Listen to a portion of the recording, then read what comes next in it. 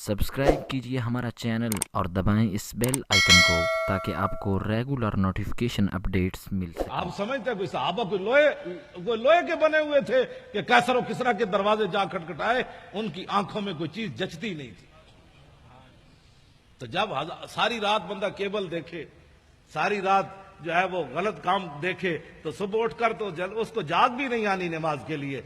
लेकिन जब रात वो इस तरफ करवट बदले कहे ला इलाहा इल्लल्लाह मुहम्मदुर रसूलुल्लाह, इस वक्त तरफ करवट बदले कहे औज़ु बिल्लाहि मिनश शैतानिर रजीम, तो शैतान कहेगा मुझे क्यों जूते मारते हो, मैं तुम्हें जगाता हूं, उठो ताजुद पढ़ो, उठो ताजुद पढ़ो, क्या करते हो। तो जब सारी रात केबले देखने वाले को कौन जगाएगा? उसको क्या पता शर्म व हया किस बात का नाम है, उसे क्या पता गैरत नाम किस चीज का नाम है। तो इस वास्ते ये सारी चीजें अब बंद करनी पड़ेगी।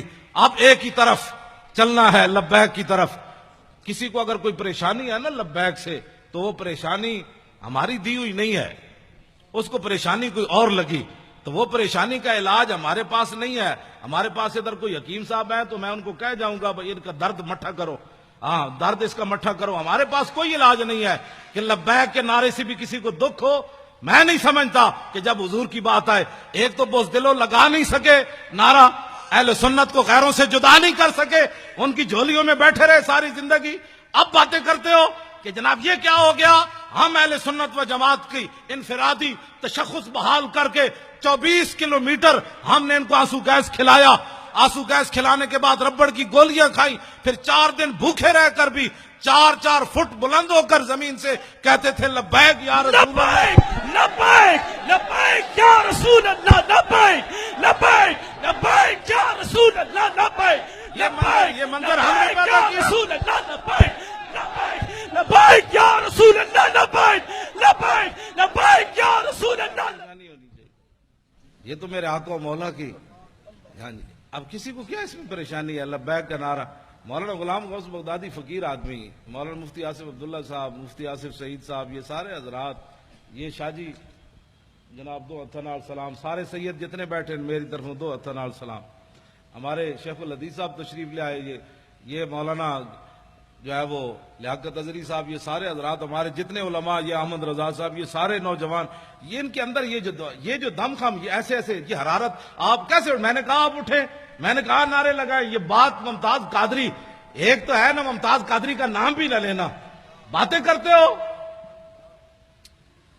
ये बात ऐसे स्टेज पर कभी हमने कर दी ना तो फिर जिंदगी में याद रखना, हम वैसे फकीर आदमी हैं, बड़े मस्कीन आदमी हैं, लेकिन जब मेरे आका की बात आए तो मैंने तो उन वजीरों को भी कहा जो सूबाई वजीर बैठे हुए थे मुज़ाकरात में, मैंने कहा तुम हमारे साइज के आदमी नहीं हो, तुम हमारे मुकाबिल के आदमी नहीं हो।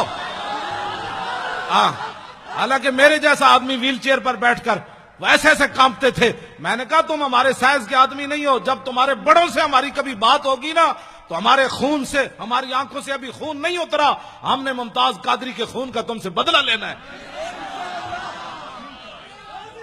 गाजी तेरे पैरोकार, गाजी तेरे पैरोकार, गाजी तेरे पैरोकार। तवज्जो, मैंने ऐसे ही उनसे बात की, बिल्कुल ऐसे जिस तरह वो सामने बैठा हुआ था। तो ज़हीम कादरी वो वजीर है, तो मैंने कहा शाह जी आपको पता है कि जिसको आप कायद मानते हैं वो मिर्ज़ाइयों को अपना बहन भाई कहता है? कहा कि नहीं है ये बात, कहीं नहीं, आप ऐसे बातें कर रहे हैं। मैंने कहा दिखाओ इसको क्लिप। वो जब क्लिप दिखाया तो शाह जी को ऐसे कह आनी शुरू हो गई, मुंह पर ऐसे कपड़ा रख के लैट्रीन की तरफ भागे। उन्होंने कहा ऐसी बात इसने की है कि मिर्ज़ाई हमारे बहन भाई हैं। शाह जी को ना एक उनका चेहरा उतर गया। तो मैंने कहा शाह जी आप क्या बातें करते हैं? आपको पता है कि आपने 1400 साल तारीख हमारी मसक की है, आज तक हुजूर की इज्जत पर पहरा देने वाले बड़े बड़े बादशाह आए, बड़ी बड़ी हुकूमतें आई, जब हुजूर के गुलाम की बात आई उन्होंने कहा यार जाने दो, इसका तो मसला ही और है, इसका तो मसला ही और है, इसका तो मसला ही और है। फिकी जुज़ियात बयान करते हो, हमने फिका नहीं पढ़ी, इमाम अहमद रजा ने फिका नहीं पढ़ी, पीर मेर अली शाह ने फिका नहीं पढ़ी, गाजी इल्मुद्दीन के मसले में पीर मेर अली शाह फिका नहीं पढ़ी, सैयद दीदार अली शाह फिका नहीं पढ़ी।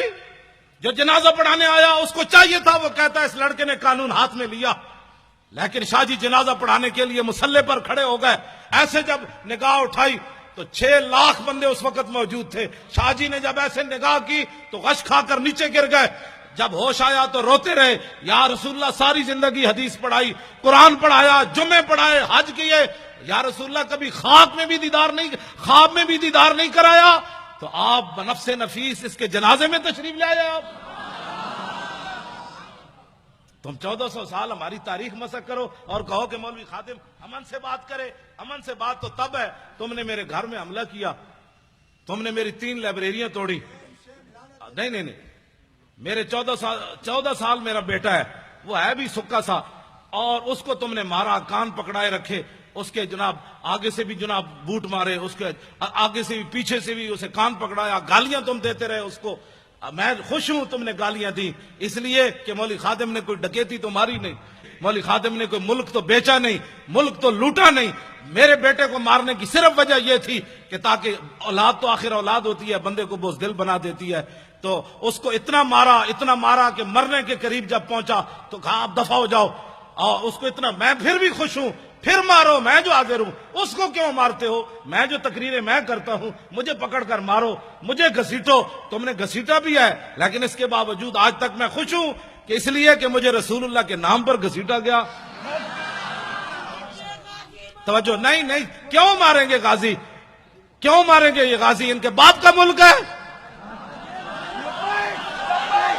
لبیک یا رسول اللہ, لبیک یا رسول اللہ, لبیک یا رسول اللہ. بیٹھے بات سنیں, بات میں ختم کرنے لگا ہوں. آپ سے اتنی باتیں کیوں مارے؟ یہ نعرہ بالکل نہیں لگانا. ہم اپنے بچوں کو پالے اور یہ مارتے رہیں. کیوں مارتے رہیں؟ تو کتنے غازی ماریں گے؟ کیوں مارے یہ کتنے غازی؟ ابھی تو ایک کام نے حساب لینا ہے. ہاں, اس کا یہی جواب ہے کہ ہم نے اور کچھ بھی نہیں کرنا. نہ کسی کو جناب مارنا ہے, نہ کسی کو دھاڑنا ہے, نہ آگ لگانی ہے, کچھ بھی نہیں. اب لبیک کہتے آپ تخت پر جا کر حضور کے دین کو بٹھا دیں. بس سبحان اللہ. بس یہی غازی صاحب کے خون کا بدلہ ہے, یہی مولوی خادم کی پگڑی اتارنے کا بدلہ ہے, یہی میرے گریبان پکڑنے کا مطلب ہے, یہی مجھے ہتھکڑیاں لگانے کا یہی جواب ہے کہ بچوں یہ سارا کچھ ہم نے اس لیے کیا کہ تاکہ حضور کا دین تخت پر آ جائے. بس بات ختم ہے.